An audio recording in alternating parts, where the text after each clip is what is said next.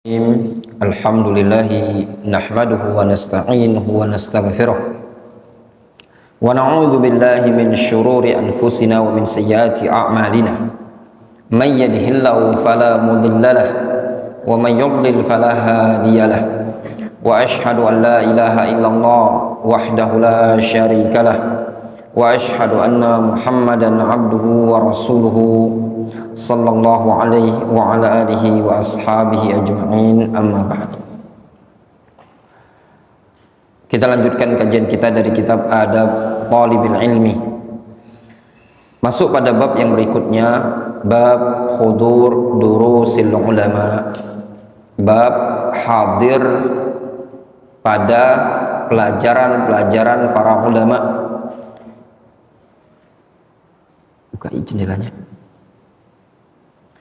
Hadir di majelis-majelis, di pelajaran-pelajaran yang diampu, yang diasuh oleh para ulama. Bab ini sangat penting sekali bagi para penuntut ilmu. Anjuran bagi para penuntut ilmu agar hadir, agar mendatangi majelis para ulama. Ya ikhwan ya tullabul ilm, di Indonesia ini tidak ada ulama. Yang ada itu cuma dai, duat, dan para penuntut ilmu. Ya, para ulama di mana? Ya masyayikh, para ulama yang sudah lama sekali menuntut ilmunya, dan juga sudah sejak lama dikenal keilmuannya tadi. Bukan belajar setahun, 2 tahun jadi ustadz, ngisi pengajian, ulama, bukan. Ya, seperti di Mamlakah Al-Arabiyah, Saudiyah, atau min tullabi Syekh Muqbil, dari murid-muridnya Syekh Muqbil, para ulama yang ada di negeri Yaman, orang yang sudah lama menuntut ilmu. Ya. Dan para ulama adalah orang yang mungkin bisa dikatakan orang yang sangat jarang di zaman sekarang. Di antara sifatnya para ulama, indahum khasyah, mereka punya rasa takut kepada Allah Azza wa Jalla. Innama yakhsyallaha min ibadihil ulama. Orang yang takut kepada Allah Subhanahu wa taala hanyalah para ulama.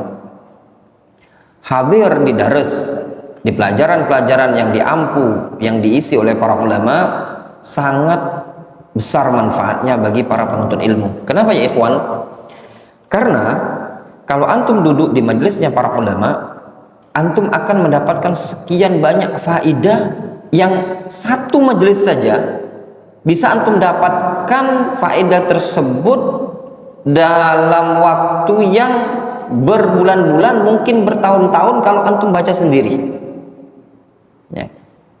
Makanya ana sering menganjurkan dan menyarankan kepada antum semua untuk jadikan puncak belajarnya antum di majelisnya para ulama.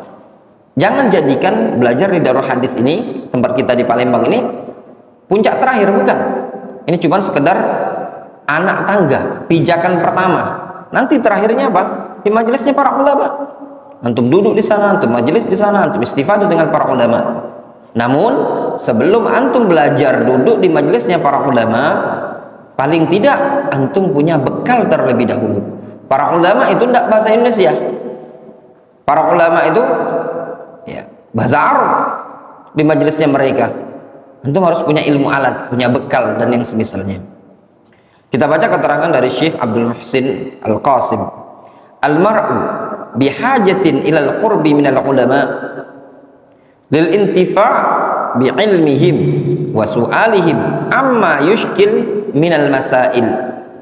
Seseorang sangat-sangat butuh untuk dekat dengan para ulama dalam rangka mengambil manfaat dengan ilmu yang ada pada mereka, dan juga dalam rangka untuk bertanya kepada mereka tentang perkara-perkara yang muskil, perkara-perkara yang timbul iskal bagi seseorang penuntut ilmu. Sehingga dekatnya seseorang dengan para ulama, ketika antum bermajlis dengan para ulama, banyak manfaatnya. Yang pertama, antum bisa dapat ilmu. Ilmu yang bagaimana? Ilmu yang kadang tidak pernah atau belum terpikirkan bagi antum sebelumnya.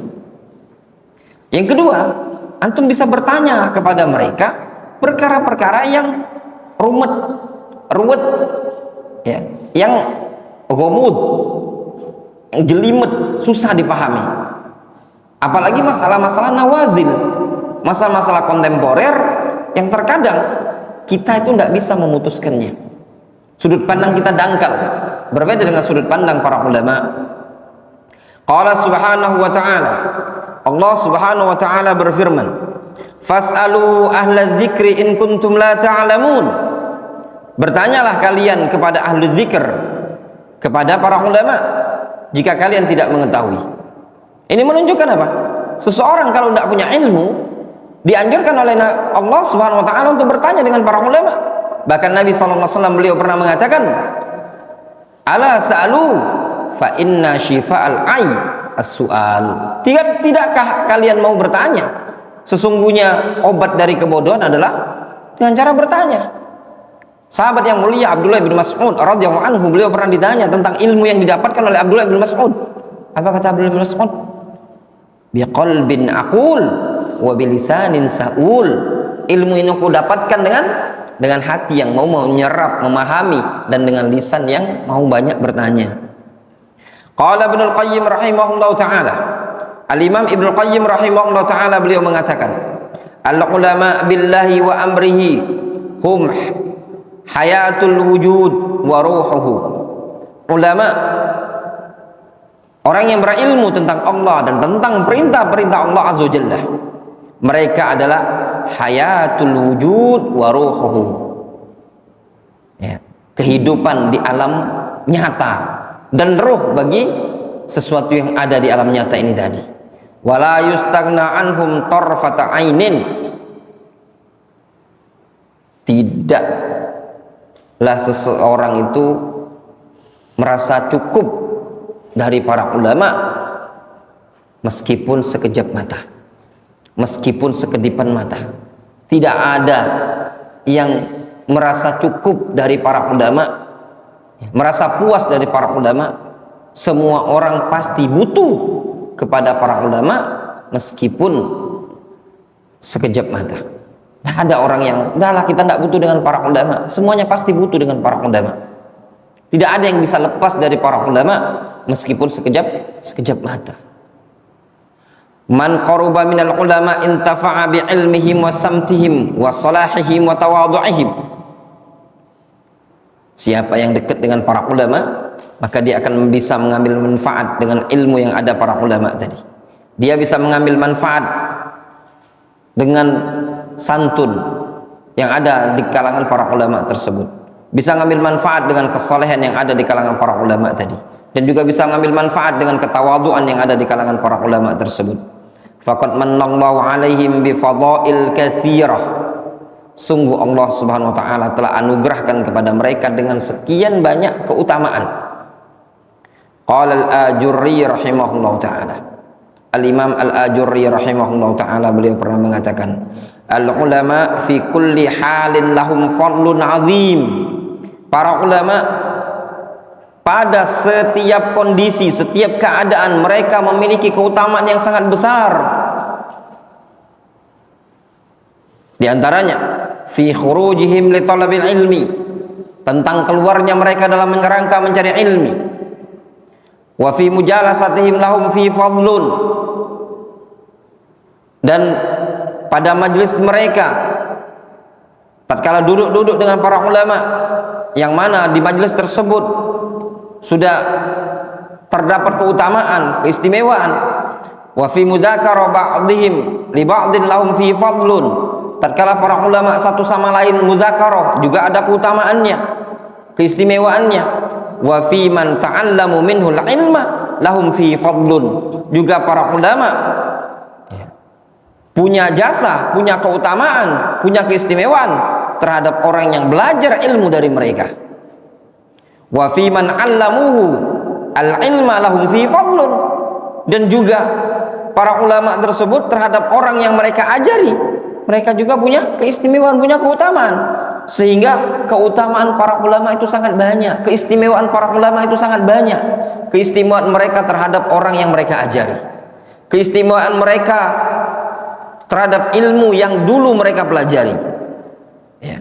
Juga keutamaan mereka, keistimewaan mereka tatkala ada orang belajar terhadap mereka, dan juga keistimewaan mereka tatkala mudzakarah, ya. Bahkan majelis mereka memiliki keutamaan. Itulah para ulama. Mereka mencari ilmu punya keutamaan atau tidak? Jelas tidak diragukan lagi. Menuntut ilmu punya keistimewaan, keutamaan.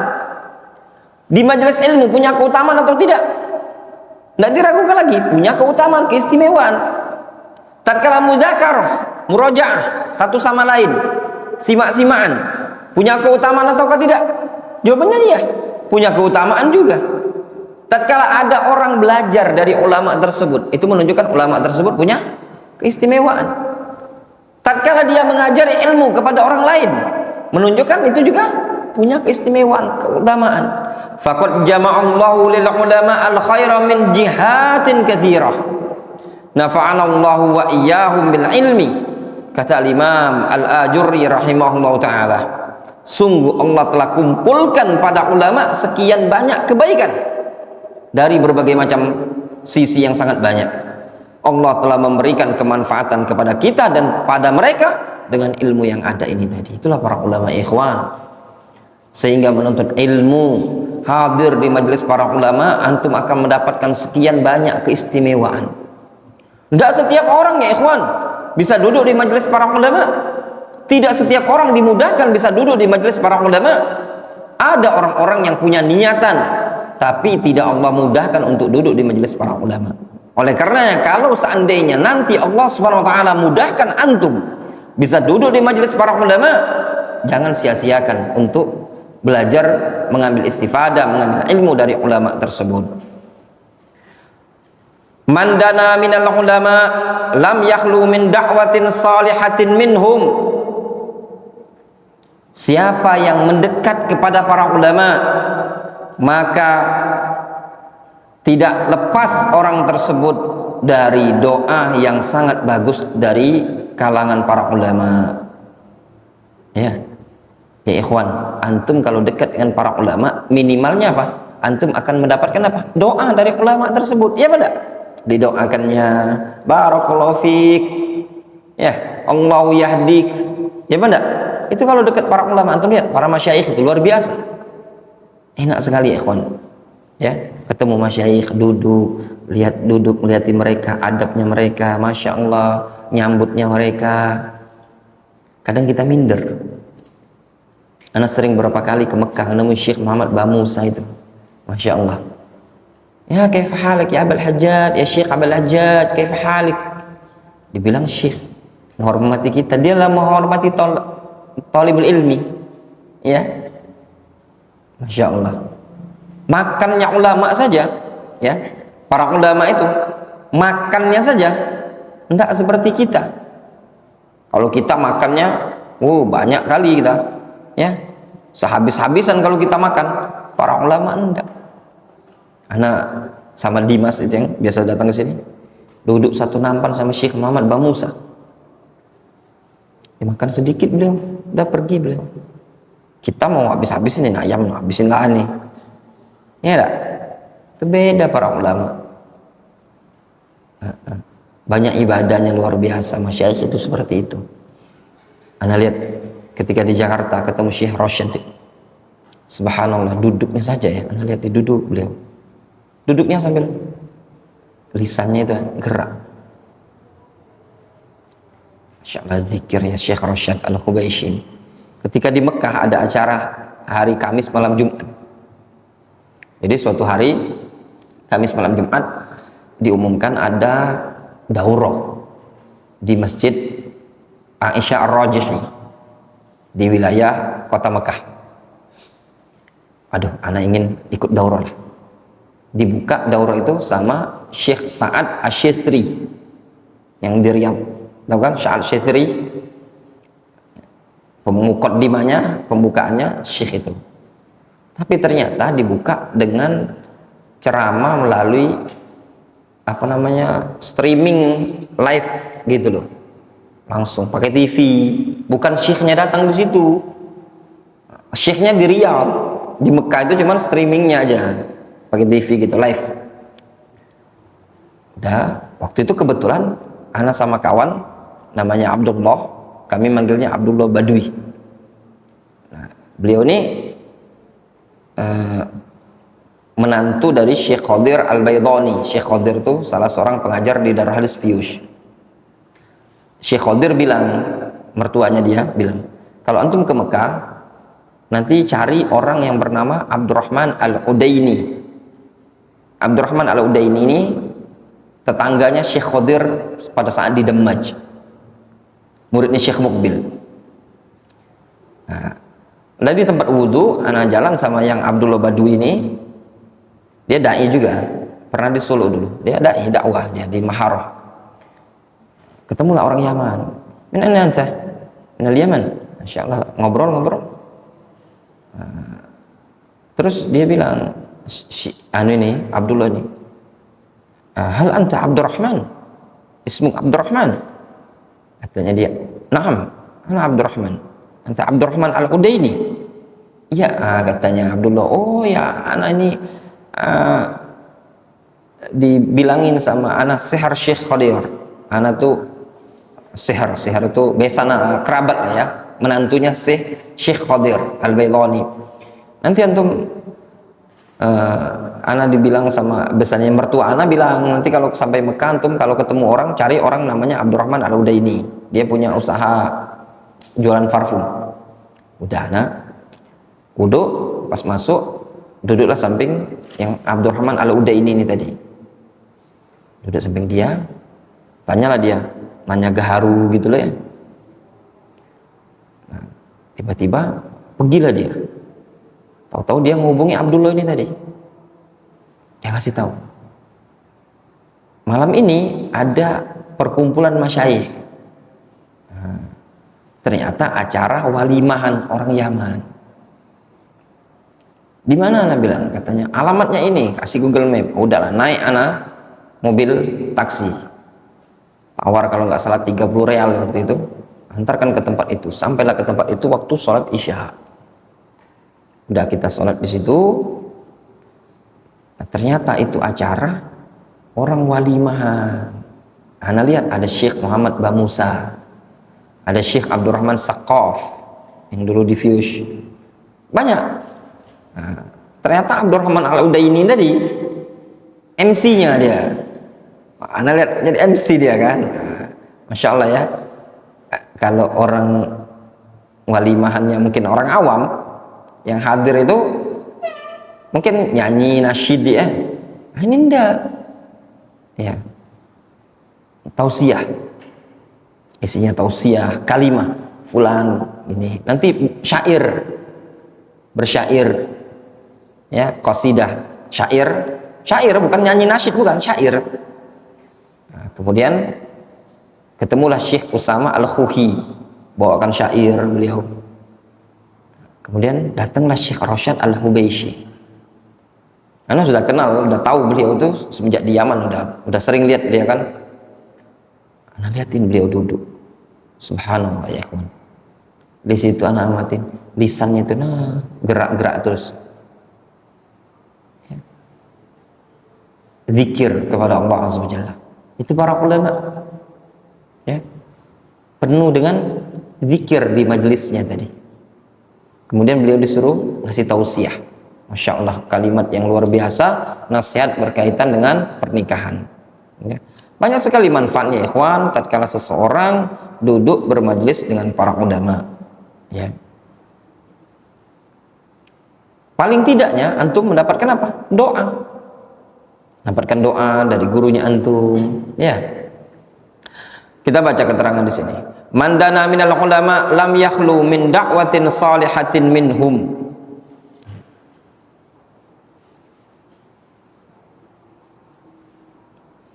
Barang siapa yang dekat dengan para ulama, maka tidak akan lepas bagi dia untuk mendapatkan doa terbaik dari ulama tadi. Dapat apa? Dakwatin salihah, dapat doa bagus. Qala Ibnu Hajar, an syekhihi Burhanuddin ibni Jama'ah rahimahumullahu ta'ala. Al-Imam Ibnu Hajar rahimahullah ta'ala menceritakan tentang guru beliau Burhanuddin ibnu Juma'ah. Kata Ibnu Hajar, lazamtuhu ziyada ala thalathi sinin. Lazamtuhu ziyadatan ala thalathi sinin. Aku telah bermulazamah dengan guruku. Siapa gurunya Ibnu Hajar? Burhanuddin ibnu Juma'ah. Lebih dari thalatha sinin, lebih dari 3 tahun. Ya. Wa wasaltu alaihi bil ijazah syai'an katsirah. Dan aku bisa meraih ijazah yang sangat banyak. Wantafa'tu bi barakatihi. Dan aku mendapatkan keberkahan ilmunya dia. Wa du'aihi li katsiran. Dan aku juga mendapatkan kemanfaatan berupa doanya beliau untukku yang sangat banyak sekali. Kata Ibnu Hajar, tatkala aku bermulazamah dengan guruku selama 3 tahun lebih, aku mendapatkan sekian banyak manfaat. Apa saja yang beliau dapatkan? Di antaranya ilmu, dapat ilmu 3 tahun lebih. Yang kedua dapat apa? Dapat doa, didoakan oleh gurunya, didoakan oleh syekhnya. Ya. Ketika belajar ngantuk didoakan, barakallahu fik ya Ahmad. Qum, berdiri, push up 5 kali. Tapi udah didoakan tadi kan? Ya. Didoakan, push up 5 kali supaya nggak ngantuk. Dan dapat doa.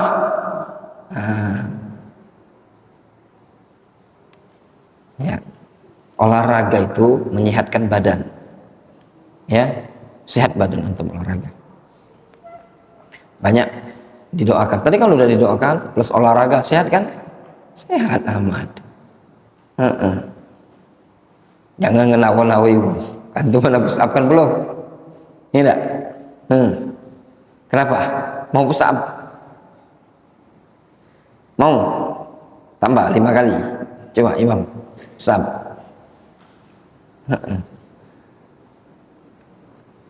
Sehat olahraga itu. Ya kalau antum rajin-rajin olahraga ya. Rajin olahraga penting ya. Olahraga ini dada, caranya push up itu tadi. Terus olahraga kaki. Kalau antum jarang olahraga ya, gampang penyakitan. Kalau sudah sakit, menghambat menuntut ilmu. Ya. Olahraga itu membakar kalori.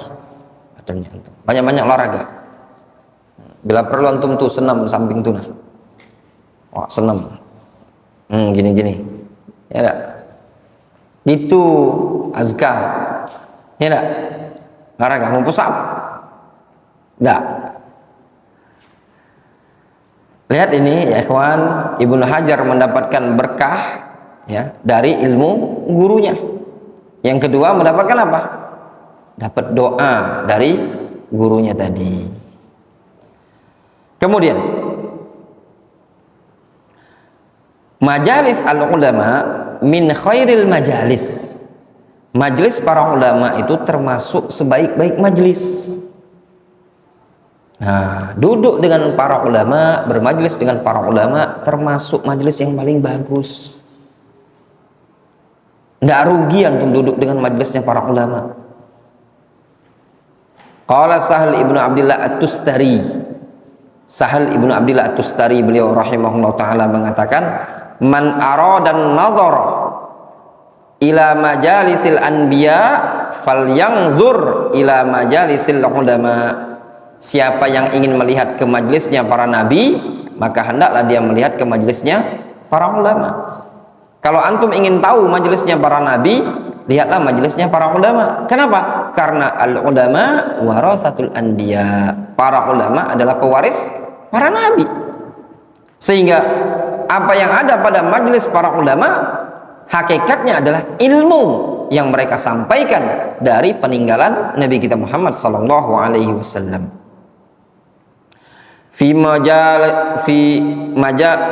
mujalasatihim fawaid adidah. Pada majelis-majelis mereka atau pada majelis mereka tersebut memiliki sekian banyak faedah. Qala Ibnu Qayyim, Al-Imam Ibnu Qayyim rahimahullah taala, beliau mengatakan, qil, kata Al-Imam Ibnu Qayyim, mujalasatul arif tad'uka min sittin ila sittin. Bermujalasah, bermajelis, duduk bersama orang yang arif, orang yang bijak, orang yang berilmu, orang yang punya pandangan yang bagus, bisa mengajak engkau meninggalkan 5 perkara atau meninggalkan 6 perkara menuju 6 perkara. Duduknya engkau di majelisnya para ulama, di majelisnya orang berilmu, di majelisnya orang yang punya ilmu sudut pandang yang tajam, bisa memotivasi engkau, mengajak engkau untuk meninggalkan 6 perkara menuju 6 perkara. Yang pertama, minasyak ilal yakin, dari ragu berubah menjadi yakin. Antum yang tadinya ragu, halal enggak makan buaya, halal enggak makan buaya, setelah duduk dengan para ulama tahu, oh ternyata makan buaya darat hukumnya haram.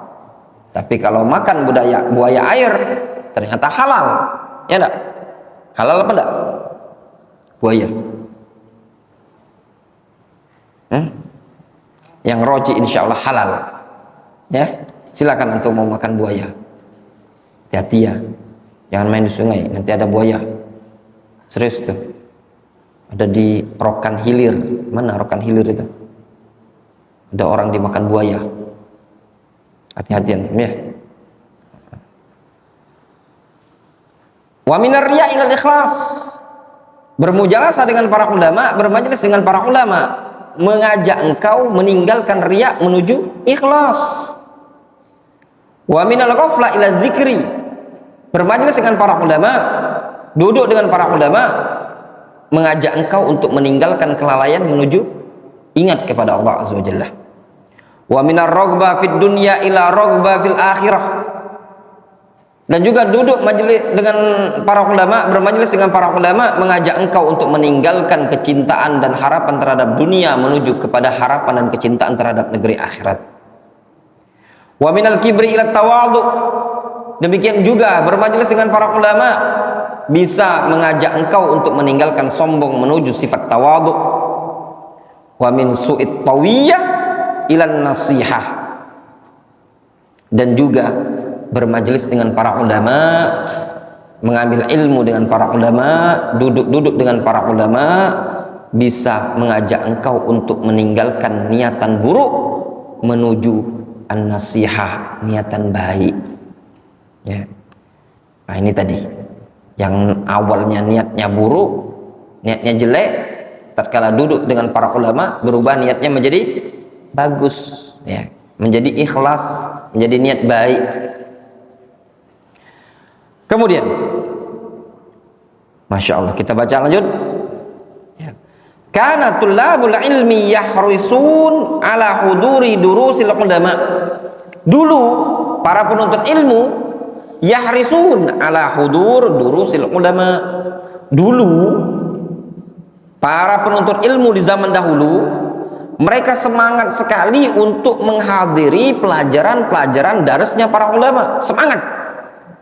Itu di zaman dahulu ya ikhwan. Kalau zaman sekarang, kalau diajak pengajian, diajak belajar, lesu. Tapi kalau diajak ke diskotik zaman sekarang, rame. Diajak mejeng, nongkrong, banyak di mall, di mana-mana tempat rekreasi. Tapi kalau diajak di majelis ilmu, sedikit sekali. Santri pun kalau diajak belajar, banyak yang sungkan belajar. Padahal di pondok pesantren rugi loh, ya enggak mau belajar.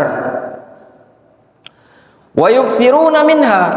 Bahkan dulu para penuntut ilmu di zaman dahulu Ya. Mereka yuksir, memperbanyak untuk menghadiri pelajaran, memperbanyak ikut pelajaran para ulama. Qala Ibnul Attar anin Nawawi rahimahullahu taala. Al-Imam Ibnul Attar menceritakan tentang Al-Imam An-Nawawi. Siapa nama Al-Imam An-Nawawi? Al-Imam An-Nawawi siapa namanya? Bismillah.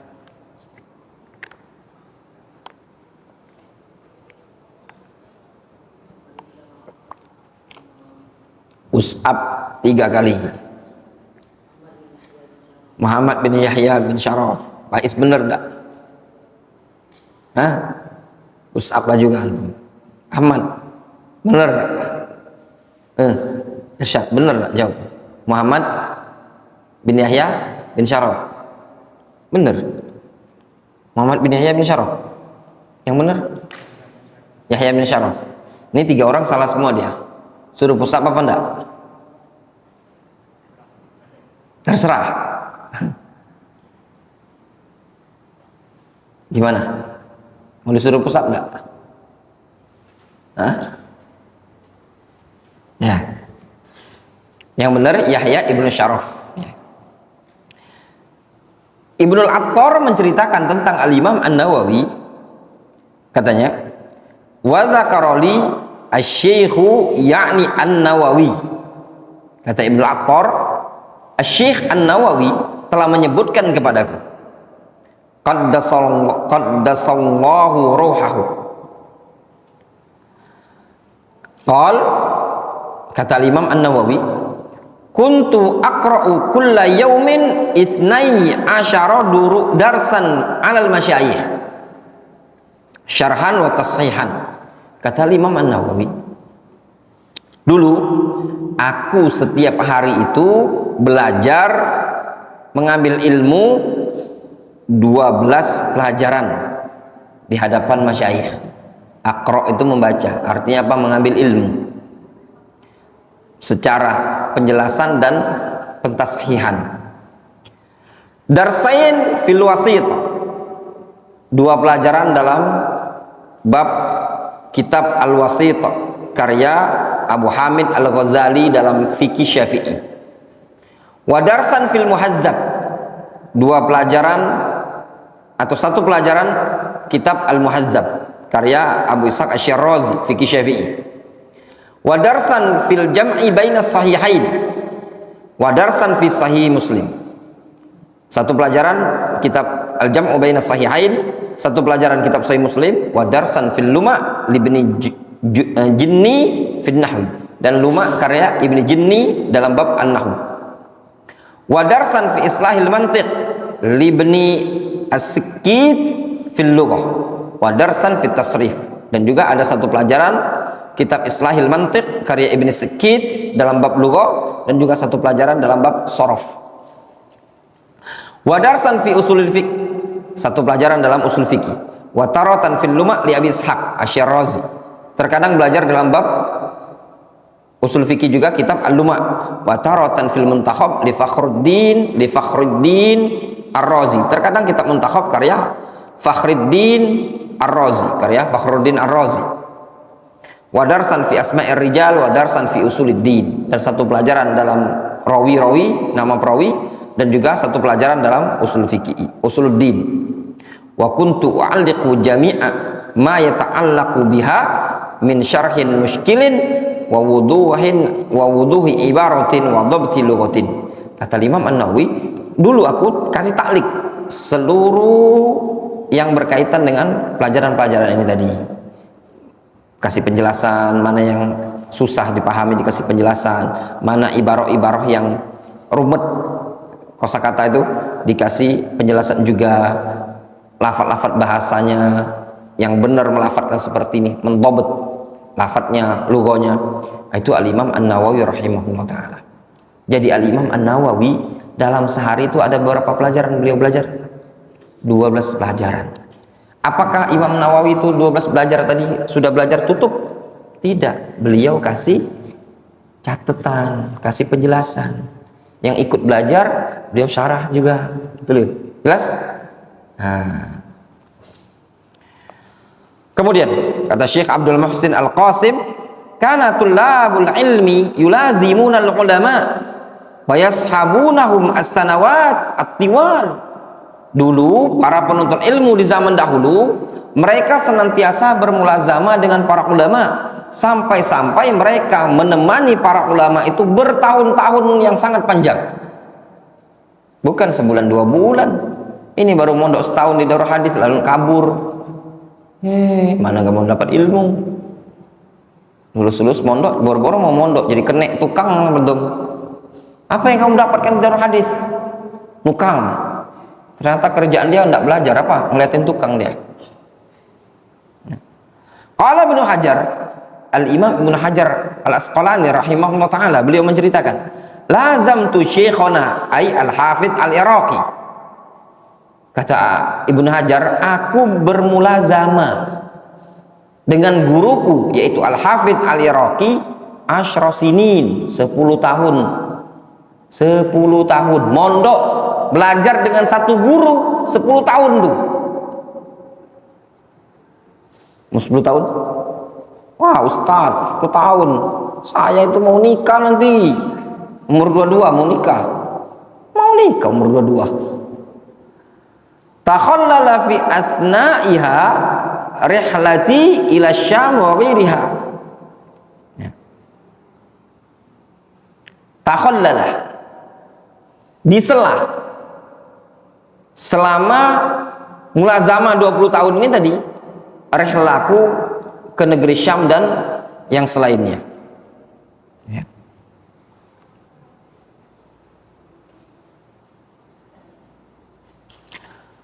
Maksudnya gini, selama 10 tahun ada diselah gitu loh ya, diselah rihlah ke negeri Syam dan yang selainnya. Qara'tu alaihi katsiran minal masanid wal ajza' wa ba'athtu alaihi syarhuhu ala manzumatihi atau syarhahu ala manzumatihi wa ghaira dzalik atau wa ghairi dzalik.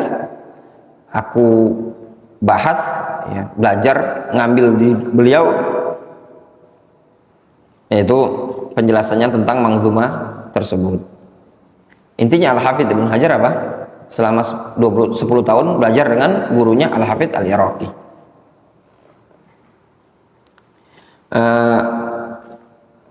Al-Hafidz Al-Iraqi ini punya kitab kalau tidak salah,